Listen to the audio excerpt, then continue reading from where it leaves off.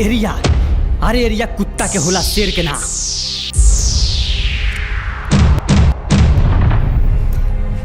शेर जहां चाहे आ सकता, जा सकता।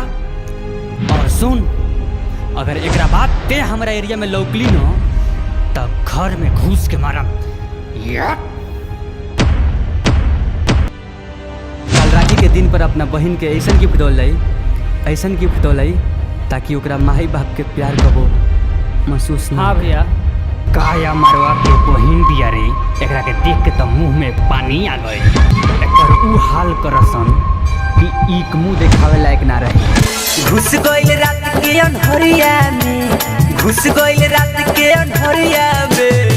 लोग है रे, बहिना मारवा के अरे ससुर के नाती हमरे बेटवे के जान के पीछे पड़ा हुआ। अगर कहीं गलती से तो कुर्ता उतार देनी ना तो नरकटिया का से रसकौल चले वाली ट्रेन में के मौगा से कम नजर ना आई देते हैं। मारा से रे बाप के मुड़ी पर नाचे वाला कुकुर और नारी पर औकात दिखावे वाला भड़ुआ। इतना मारे कि खुद तुर सकल तोरा बाप से ना चिन्हाई।